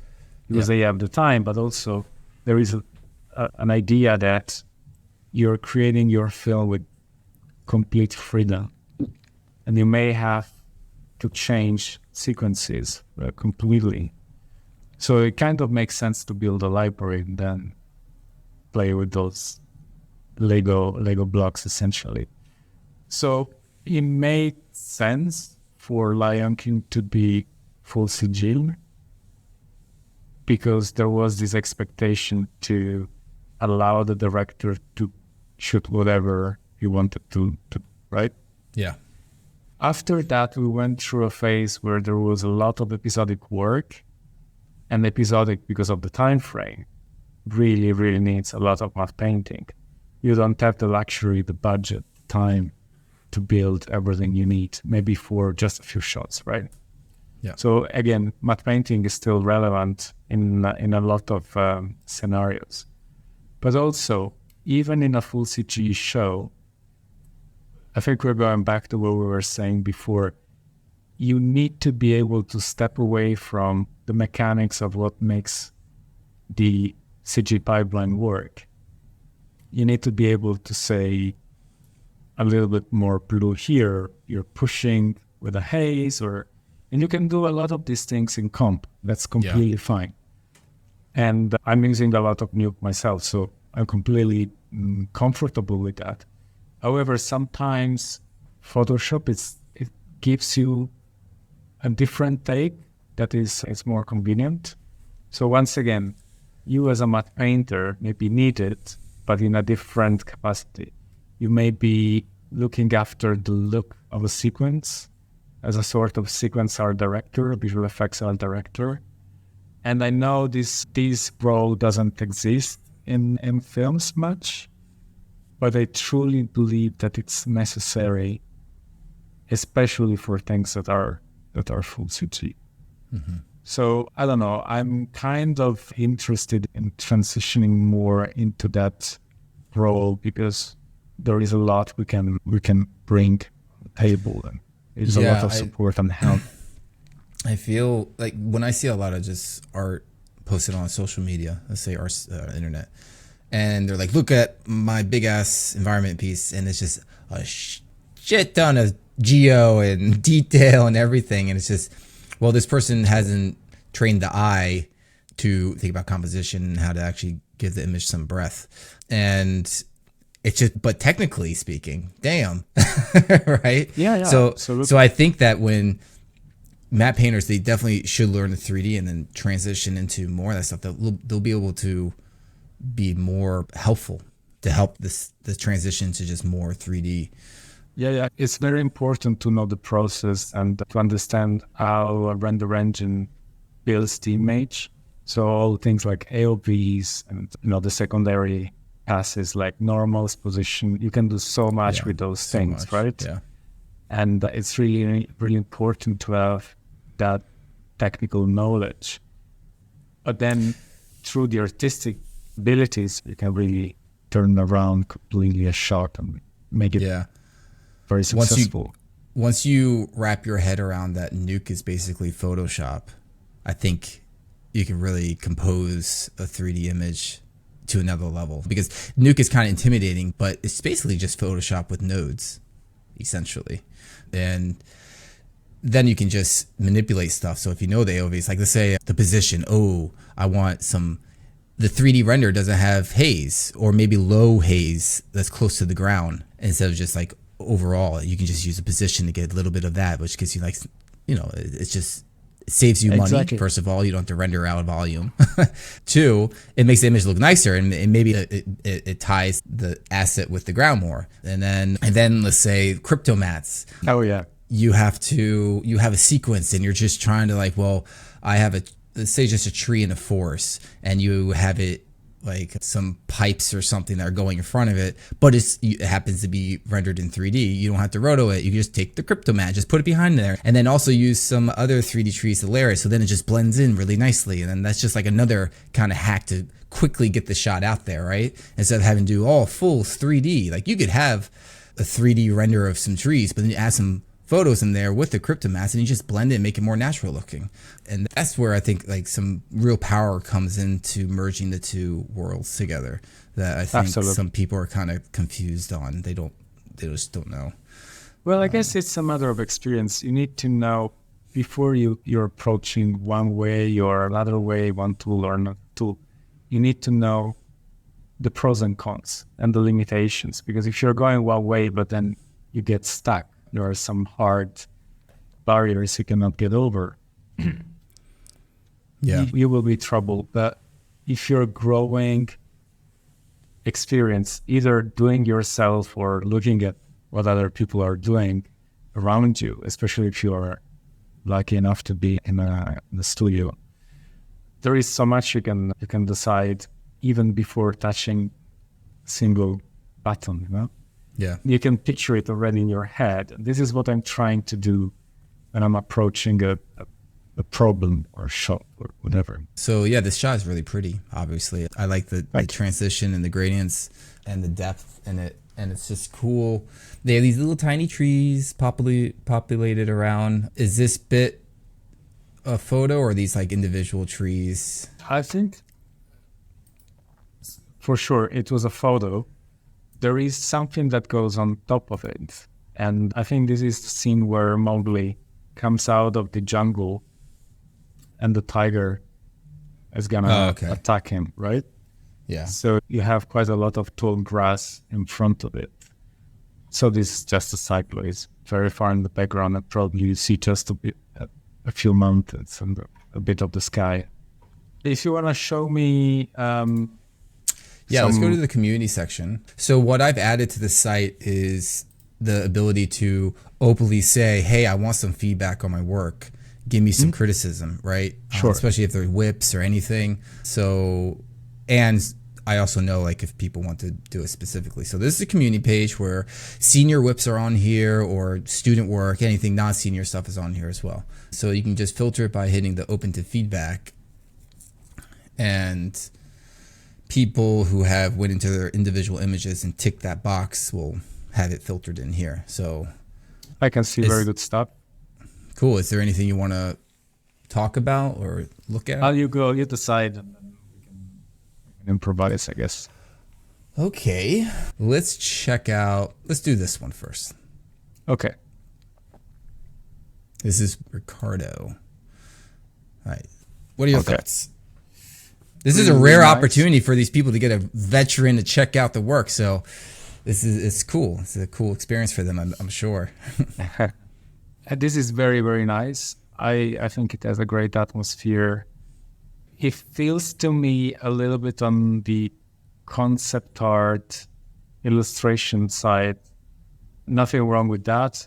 It's just that I think if I were to take a photo in those conditions, probably anything on the ground would be much darker, just because you're exposing to get so many details. Mm-hmm. And either your sky would be completely bright and kind of burned, or probably you would lose a lot of details on the land. Also, in terms of grading, I would say probably I would double check the grading on the mountains. And once again, it feels to me like Ricardo, is that the name? Yeah. Ricardo has been looking for a very, very emotional look. It's fascinating, nice colors and everything. However, if you were working more neutral with less of a patina on top, less of a final grade on top, you will probably realize that your sky is very orange and your mountains are very blue. And that doesn't really makes a lot of sense to me. Yeah. Whilst everything else is green, and then you have this flare, which makes everything red towards the center, which I understand what he was going for. But essentially, I would try to work a little bit more neutral, try to be a little bit more grounded when it's down to exposure and backlighting. And maybe if the light is so strong, you have this very strong key light presence, I would try to see that reflected somewhere else. There is a little bit of it towards the midground on the left screen side. I can see there's some warm light coming through. But it feels like it could be stronger and also broader in terms of the amount of land that is reaching. Again, it's just my reflex because I tend to do very photographic stuff, but as an image, it's very, very nice and pleasing. I like it. Cool. Yeah, you're definitely right with the blue and orange, where he has to remember that the sky really dictates everything with like the colors and the blacks and the shadows and everything. So cool. The one little piece of advice I can give is try to use a photo as your anchor. One photo that gives you the fundamental things. So perspective and lighting. Even if it doesn't have all the elements, of course it won't have all the elements, but at least it's a reference for you to understand how the haze behaves within certain lighting conditions. What are the colors? You can pick those colors. You can really dissect it, and understand whatever you're going to build on top, how it should look like, what the grading should be. So if you do that, you're making your life so much easier. And it's really important that it's a very natural photo, nothing that has been processed or over-processed. So if you can take your own photos, use the RAW without going for a beauty treatment, do that. Yeah. And this is the idea. You don't do the DMPs to be beautiful. Don't give them that Instagram look from the get-go. If you want to do that, great. At the end, it's the very last message, the very last step. Yeah. Cool. Yeah, I think a lot of people forget to have references up as they're working. And that's why I'm making ATMO as like a reference site, because you can have, if you're working on, let's say, a jungle with mountains, you can type that in the search and you have what pros have already problem solved essentially, and just get, well, what do they do to make this look more realistic kind of thing. So you could have that plus your real life photo up, and you should be able to just really exponentially increase your skills and make a solid image. And nowadays there are photo packs which are very reasonably priced, and you can find a lot of very useful content for very little money. Yeah. And it's also a way of supporting colleagues. So I think that's a great thing to have and to do. I think if he was just he did the silhouetting of this, if he just had continued that down, like with this mountain, that mountain further, just coming forward, then it would have been more cohesive. I think a lot of people get confused between sunsets, where they just, like what you were saying, they overexpose everything and they want to see all the detail, but less detail is actually better. Less is more, right? The saying goes. Yeah. And I guess in doing that, you would have probably felt like the composition needed to change, because you would have had the right screen side being a little bit on the flat side, but maybe that would have opened up to different opportunities and different solutions. Yeah. So I don't know. Yeah. Again, we shouldn't be afraid of challenging ourselves and our initial ideas. And sometimes I find myself working through a process of feedback and accumulation. And I don't know, I'm doing an adjustment, and then I feel like I need to do other things as a result or as a consequence. Mm-hmm. And that's okay. It's part of that journey, that sense of discovery. And I have to take this call real quick. With sunsets, you have so much opportunity to have fun with it, because you're playing with more values and light than all the details, and you can hide so much of the other stuff, right? And you can play with like fog and haze and just separation between elements. And so maybe he should definitely. Especially when he's a student, right? So he's nervous. He's like, what you're saying is to go bold on stuff, like use a bold brushstroke kind of thing, bold, or make bold decisions. So it would be cool if he was just like, you know what, I'm just gonna go crazy on this and just go to extremes, and then pull back maybe after and just see what happens. So it has potential for sure. So I'm curious what his updates will be. Especially like, I remember I was in a concept class and I learned this trick where you do your first concept, and then you take that concept merged and then you move it over or flip it upside down or something, and then cut, erase out, and then you make like new versions of it. Just that's where you're still trying to figure out what it's going to look like. Because I know it's so panicky. Like for me, when you're first making an art piece, you're like, oh God, is this good? Where am I going with this? You're just kind of like, you're struggling and stressing through the whole thing. And then all of a sudden you're like, oh, I know where this is going now. You know what I mean? And yeah, something has to click, right? Yes, it has to click for you. You're like, all right, I know where it is. Yep. Yeah. All right, cool. Let's go on to someone else's work. So let's check out, let's do this one. What's going on? Oh, there it goes. Oh, nice. Oh, you see how big the image you can make it? And then you can just move around. So high res is good on here. No limitations. Great. It's really, really nice. I really love it. I really like it. It's difficult to say something. If I have to go with my guts, so as an artist, I'm really loving it. If I have to be hypercritical, I would probably double check the values and the relationship between the sky and the ground. So you mean the colors and the blacks? The exposure. But also, I would probably expect the sky to be rotated, the sky dome to be rotated. Obviously, I cannot be 100% sure because I don't see the rest, but it seems to me that he has a very directional light. Yep. However, there is no trace of that light in the clouds. Yeah. There might be a good reason. Maybe there is a massive cloud which is occluding it, but I can see a lot of the sky and there is nothing like the sun piercing through and hitting any of those other clouds. So it feels like it's a slightly different moment in the day. It's an artistic interpretation and I love the results. So again, I'm trying to be hypercritical here, but please take it with a pinch of salt.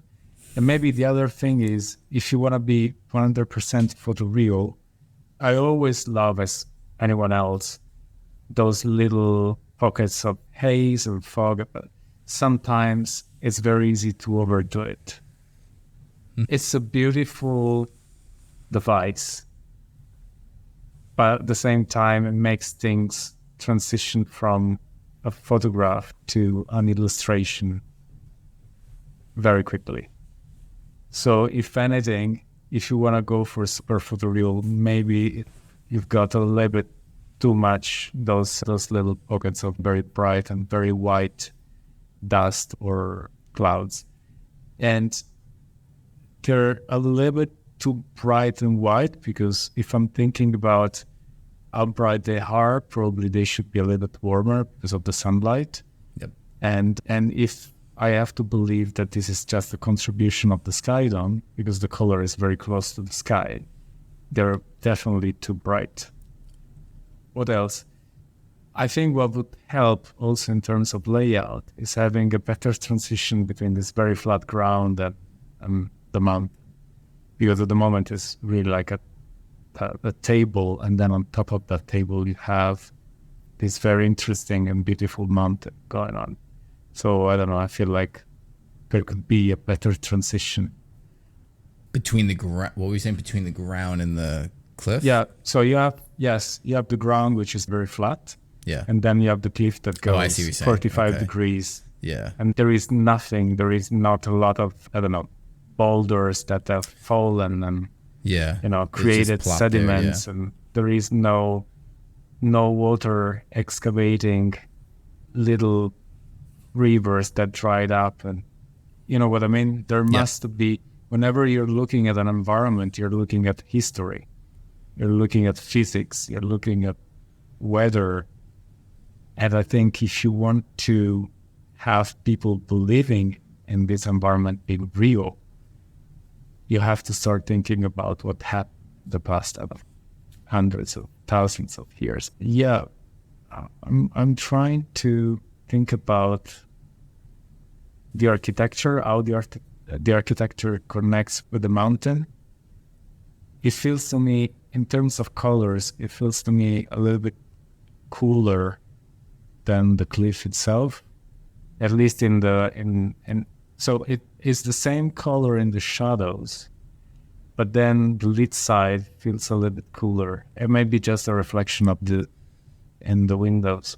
So again, the image is quite compressed. I just have a small monitor. Here you go. I zoomed in. Better. Yes. Yes. So yes, probably it is cooler on the sunlit side. So probably the sunlit could be a little bit warmer, just a touch. Okay. And maybe if you can go up a little bit, one thing I would do in general, I would break up how perfect the lines are. So it's fairly obvious to me that this architecture has been built as a 3D object. Yeah. Yeah. And it feels like it's lacking a bit of weathering, but also the imperfection that would normally be created whenever you're building something. No? As precise as you want to be, it will never be straight. You will always have edges that are a little bit broken up and catch the light in a slightly different way. Also, super, super important, what you're reflecting into the windows. I can see some windows with a very vivid blue color. And I don't know, I cannot see that in the sky. And it feels to me, maybe it shouldn't be there. Yeah. I wonder if, I have a feeling that he's probably not using this as an actual sky dome and just lighting in 3D and then putting the painting or like behind there. So this is probably just from the render. It doesn't make sense. Yeah. Yeah. That happens. And then there is that little mountain just behind the architecture that looks a little bit flat. Also, personally, in terms of composition, I wouldn't just carry on with that line, with that diagonal line. Probably I would offset it a little bit and just make it more broken up. Probably that's just sketched and is working on it. It feels like that's the case. So again, I mean, these are just considerations. This is not like a judgment. It's just we're chatting. Well, I mean, the end goal is to try to make it photoreal, right? That's what the matte painting is. So he's trying to get there. Yeah. And he's a student, I believe. So, yeah. Great work. Or junior, something. And maybe one thing that could help is playing a little bit more with shadows. So you could put something in the foreground that is completely in shadow and could kind of frame the shot a bit better. And maybe, I think he tried to do that, but it could be a little bolder. There is a shadow on the ground even further than that. Yeah, right here. Yeah, exactly. It could grow onto the mountain and just occlude a little piece of the base. Or he could even he could just silhouette the architecture and just go boom, and then your eyes really focus on there. Or maybe just a tiny bit at the base, but that would connect this mountain with something that we cannot see, and it will feel like, once again, a little bit more like an organic, wide, real thing. Yeah. Cool. It's good feedback. He's gonna love this. All right. Great job. I love it. What else we got here? Another cool thing on the site is that in the comments you can actually mark up on the image. So, which was? So you can draw on the image. Yeah, I'll show you real quick. Okay, cool. So if I do, I see. Comment with markup. Ooh. It doesn't work with the tablet yet, but you can use your mouse and you can change. Oh, I see. And let people know. So I want people to learn. I want people to know. So that's why you put that in there. So now it's free game. Go and write comments and be like, hey, this should be improved, or this part is awesome. Good job. Before you know it, you're gonna make it into a commercial endeavor, and people will have to pay for it. I can see that happening. Let's check out this one. Once again, it's pretty cool. I feel like there is a style attached to this. So there were some decisions regarding the palette, and it's kind of stylized in a way because you have the sky being very, very blue and monochrome, and then the city, you have it fairly warm, and then it becomes more on the green, cool side. Yeah. So that's completely respectable, and no one can say that this is wrong. Again, if we're talking about making it completely photoreal, maybe I would play a little bit more with color variations in the sky. And I don't know if the artist was playing it as if that's a long exposure, because I can see also stars, right? Yeah. So that kind of gives you an idea that this is not a normal sunset. Mm-hmm. At the same time, I would say that there are physical reasons why atmosphere is usually orange. There is a color to it. So I would probably look into long exposure nighttime shots if that was the intention. I suspect the horizon may be more on the orange side. And then again, if it's not a nighttime long exposure shot, then I would question the visibility of the stars. Maybe you could see one or two, maybe the brightest, but a lot of those smaller ones or fainter ones may not be exposed if you're trying to expose for, I don't know, the artificial lights. Yeah. Things like this. Or the sunset, if that's a sunset. So, I don't know.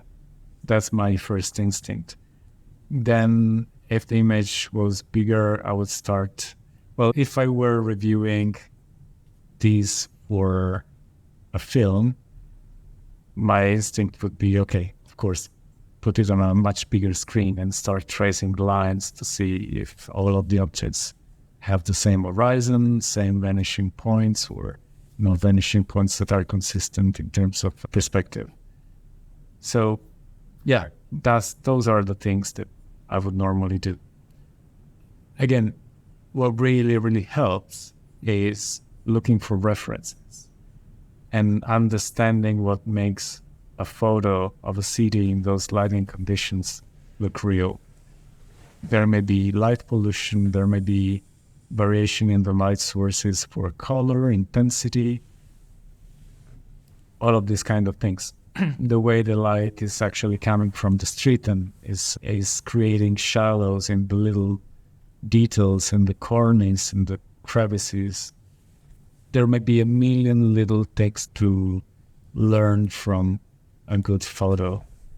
So please choose your references, create your own visual Bible. And if the references are not processed, if they're not beautified, well, you could have those for the final look. That's fine. But when you want to be analytical, when you want to be pretending to be a camera, then you have to be very scientific and just look at things not processed. I feel like I've said it 10 times. It's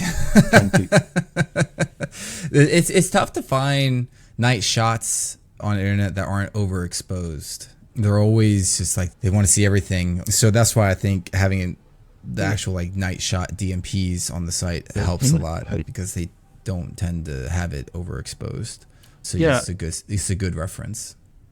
My suggestion is save a little bit of money, buy a second-hand camera. It doesn't have to be fancy. It could be a reflex camera, which obviously I suppose a second-hand reflex camera may be going for peanuts nowadays, but it may still give you the opportunity to go shoot your references, which is so good.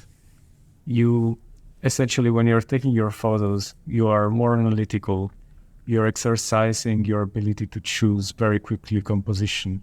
So you're doing composition tests, at a speed you would never be able to when you're drawing.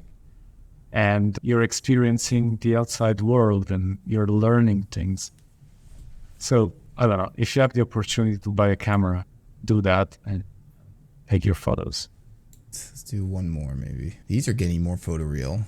Okay. You want to make it hard for me. All right. This is Ricardo's. We checked out his stuff before, but this is nice. Okay. Yeah. Very, very nice. Lighting consistency, light direction. I think it's quite important that your light direction is consistent amongst all of the photos that you're using. And there may be some, you want to be in the ballpark. It doesn't have to be 100% accurate, but you want to make sure that you don't have photos that are front lit and photos that are side lit. Yeah. Or lit from different sides. Here. Yeah. So what I'm understanding from what I'm understanding from those boulders in the foreground is that your light is coming from, is it backlit? Probably it's backlit. Yeah, I'm assuming this is probably driving, or he probably wants this to drive everything, but. Exactly. If it's like it's top back, I would imagine that the mountains behind would have a little bit more shadow, as the boulder has, essentially. Yeah. So it seems to me that they're either more vertically lit. Sorry, I'm trying to understand, looking at all different parts. Okay, yeah, better. It's Thank you. Lit. Or wait, there's there's not much casting. Oh, there it is. It's okay, so now I understand a little bit. Yeah. It's not bad at all. I think it's probably a bit more vertical than I thought it could be. But it's not like a massive mistake or anything like that. It's a tricky choice because it's kind of difficult to see.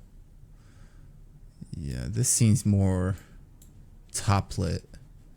Versus this is, I think, more angled, like coming down from this 45 a bit, or actually size brighter there.